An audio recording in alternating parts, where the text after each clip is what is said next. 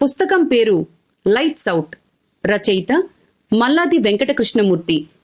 Lights out కలల రాణి Patrick ఓ కీఫ్. ఓ మధ్యాహ్నం మేము స్కూల్నించి ఇంటికి వెళ్తుండగా దారిలో ఓ పూల దుకాణం చూసి నా కజిన్ జానిస్ తనకి కల్లో వచ్చే పూల గురించి చెప్పింది. త్వరలో మా కుటుంబంలో ఓ చావు వార్తని వినబోతున్నాం. అది నీకెలా తెలుసు? అడిగాను. నిన్న రాత్రి నా కల్లో కొన్ని పూలు కనబడ్డాయి. నాకు అవి కలలో కనపడ్డప్పుడల్లా నేను కుటుంబంలో చావు వార్తని వింటుంటాను. అది మా అమ్మవైపు కావచ్చు, లేదా నాన్నవైపు కావచ్చు. అది కాకతాళీయమై ఉండొచ్చు చెప్పాను. ఇది చాలా సంవత్సరాలుగా జరుగుతోంది. అయినా ఇలాంటి కల రాకూడదని నేను ఎప్పుడూ అనుకోలేదు. మర్నాడు శాన్ ఫ్రాన్సిస్కోలోని జానిస్ అమ్మమ్మ మరణించిందని టెలిగ్రాం వచ్చింది. 6 నెలల తర్వాత మా నాన్న హార్టెటాక్తో పోయారు. అంతకు ముందు రోజే జానిస్ తనకి కల్లో పూలు కనిపించాయని చెప్పింది. ఆయన అకాల మరణం వల్ల నేను చదువు మానేసి ఓడలో ఉద్యోగంలో చేరాల్సి వచ్చింది. మా అమ్మ రోగిష్టిది కాబట్టి ఆ వ్యాపారాన్ని చెయ్యలేదు. మా నాన్నకి ఉన్న హోల్సేల్ పెయింట్స్ వ్యాపారాన్ని అమ్మేశాను. నాకు రేడియో అంటే మొదటినుంచి ఇష్టం. దాంతో రేడియో ఇంజనీర్ అవ్వాలని అనుకున్నాను. కొన్నేళ్ల ఔత్సాహిక రేడియో అనుభవంతో రేడియో టెలిగ్రాఫ్ ఆపరేటర్ పరీక్షలో పాసయ్యాను. వెంటనే ఉద్యోగంలో చేరాను. నాకు వచ్చే జీతంతో మా అమ్మని పోషిస్తూ భవిష్యత్తులో కాలేజీ చదువుకి కొంత డబ్బుని దాచసాగాను. 2 ప్రయాణాల మధ్య ఇంటికి వచ్చినప్పుడు మా ఇంటి సమీపంలోనే నివసించే జానిస్ని కలిసేవాడిని. ఆమె బంధువులు అంకుల్ చార్లీ, ఆంట్ లారా, కజిన్ జో భార్య మరణించారు. ప్రతిసారీ వారి మరణం ముందు జానిస్ తనకి వచ్చిన పూలకల గురించి నాకు ఉత్తరం రాసేది. జానిస్ బాబ్ని కలిసేదాకా ఆమె నా ఒక్కడికే ఆ కలల గురించి చెప్పేది.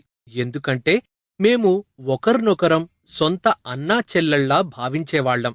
తన కుటుంబంలోని ఎవ్వరికీ ఆమె ఈ విషయం చెప్పడానికి ఇష్టపడలేదు, లేదా వాళ్లు ఆందోళనకి గురవుతారు. ముఖ్యంగా కుటుంబ సభ్యులు ఎవరైనా అనారోగ్యంగా ఉంటే.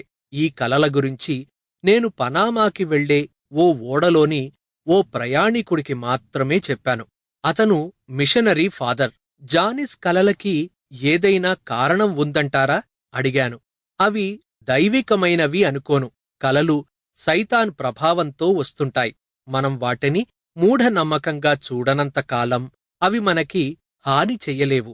నేనా మాటలని జానిస్కి చెప్తే ఆమె చెప్పింది, అలాంటి కలలు వచ్చినప్పుడల్లా ఎవరి మరణవార్త వింటానో అని నాకు ఆందోళనగా ఉంటుంది.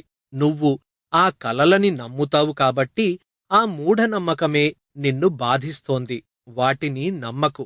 చిల్. అవి ఎన్నడూ తప్పు కాలేదు. ప్రతిసారీ మరణవార్త వినబట్టి నా కలలని నమ్ముతున్నాను. వాటిని నమ్మినంత మాత్రాన అవి నాకు ఎలా హాని చేస్తాయి? జానిస్ అమాయకంగా అడిగింది. సంవత్సరం తర్వాత జానిస్, బాబ్ హనీమూన్ క్రూజులో నాకు తారసపడ్డారు. జానిస్ బ్యాంకు ఉద్యోగిని.